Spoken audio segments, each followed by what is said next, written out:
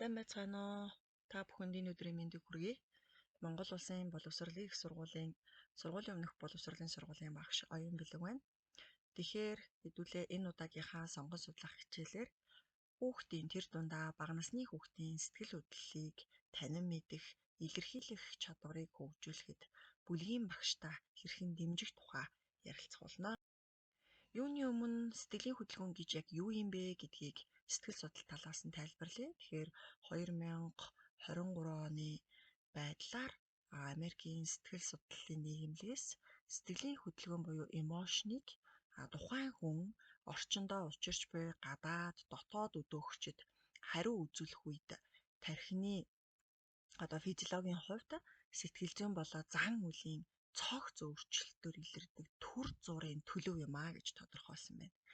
Өөрөөр хэлбэл бие махбодын хувьд зүрхний цохилт, амьсгал, булчинд өөрчлөлт орох бол сэтгэл санааны хувьд бол мэдрэмжийн хувьд өөрчлөгдөх нь байна. Сэтгэхүйн хувьд бол үнэлгээ, тайлбарын хувьд өөр бол зан үйлд энэ маань илэрч үйлдэлээр илэрж идэг ийм цогц хариу үйлдэл. Тэгэхээр яг энэ үйлдэл маань болвол тархитай яаж холбогдож байгаа юм бэ гэд. За тэгэхээр тархийг бол тархины хөгжилтэй холбоод тайлбарлах юм бол сэтгэлийн хөдөлгөөнийг тодорхой сүлжээ удирддаг юм байна гэж ингэж үзсэн байна.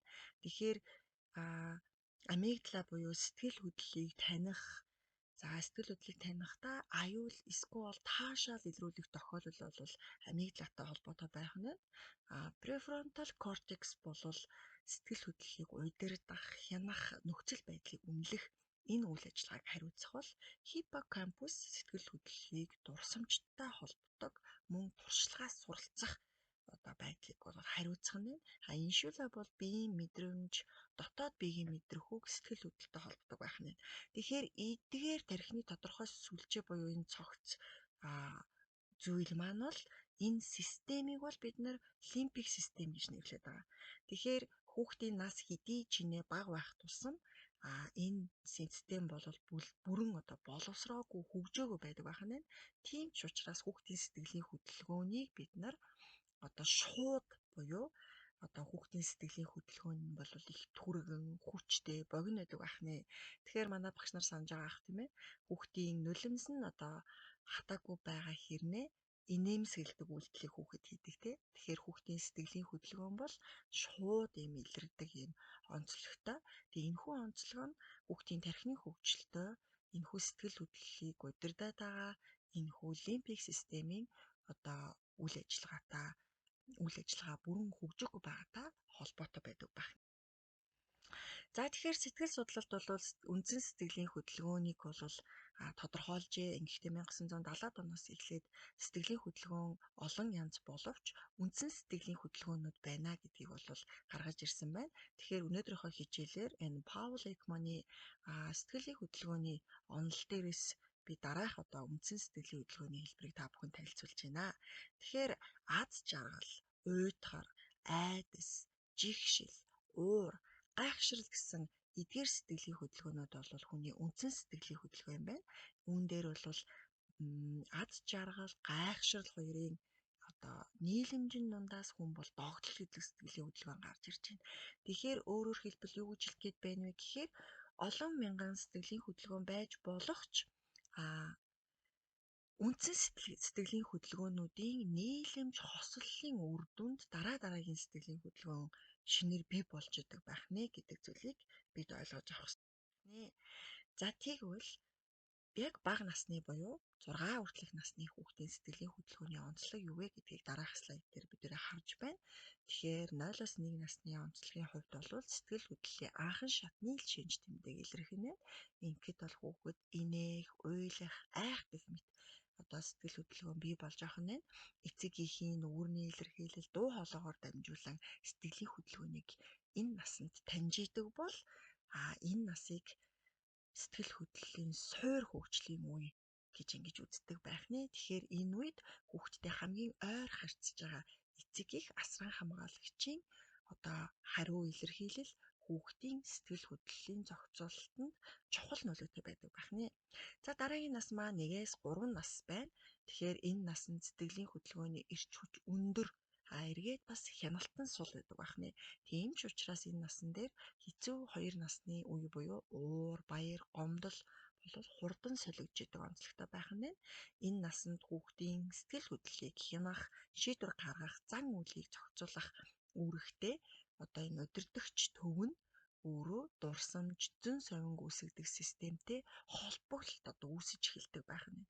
Тэгэхээр энд бол заашгүй хүүхэд өөрийгөө зохицуулахад туслах гадаад дэмжлэг шаардлагатай байх нэ. Тэгэхээр манай Монгол улсад энэ насанд хүүхэд анх сургуулийн өмнөх боловсролд элсэн ордог шүү дээ. Тэгэхээр энд бүлгийн багш таны тусламж дэмжлэг заашгүй шаардлагатай байх нэ. 3-аас 6 насны хувьд бол сэтгэл хөдлөлийн уг хэллэг нэмэгддэг байх нь. Мөн дээрээс нь бусдын сэтгэл хөдлөлийг ойлгох чадвар буюу эмпати хөгжиж эхэлдэг. Тэгээд энэ насанд бол толь буюу mirror эсийн систем идэвхжих нь нийгмийн ойлголт, дүрмийг бол хуваалцах зан төлөв бий болж идэг байх нэ. За ингээд 6-аас 7 нас буюу түүнээс дээш наснд бол сэтгэл хөдлөлийн хяналт сайжрах нэ. Өөрийгөө тайвшруулах стратегт бол хүүхэд суралцж эхэлдэг байх нь.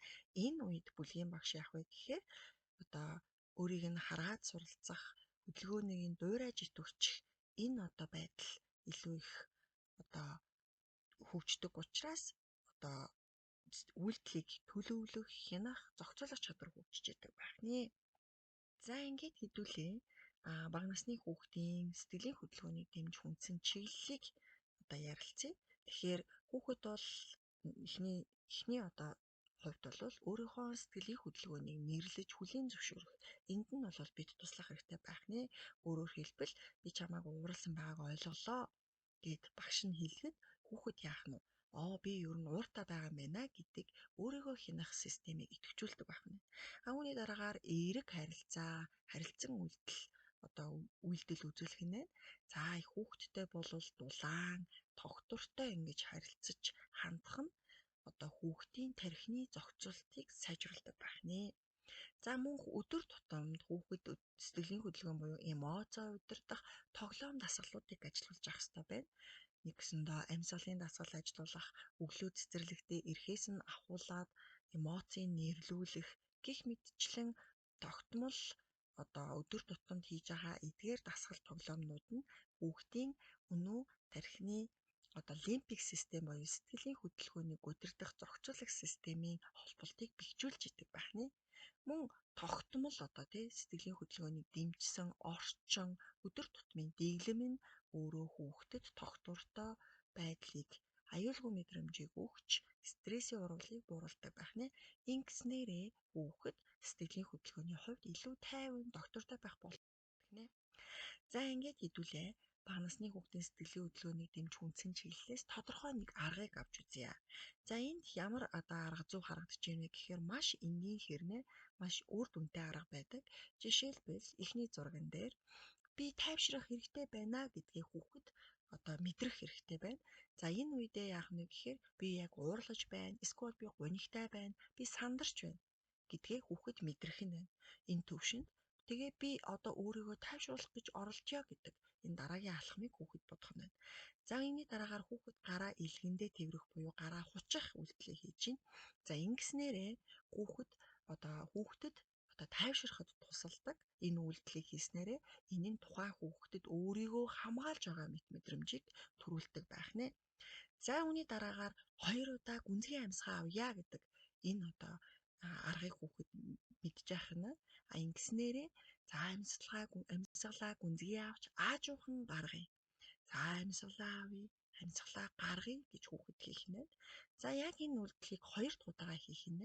За 1 дахь амьсгаа авлаа, би бага зэрэг тайвширч байна. 2 дахь амьсгаагаа авлаа, би бүр ч илүү тайвширч байна гэдэг зүйлийг хүүхэд мэдрэх нь.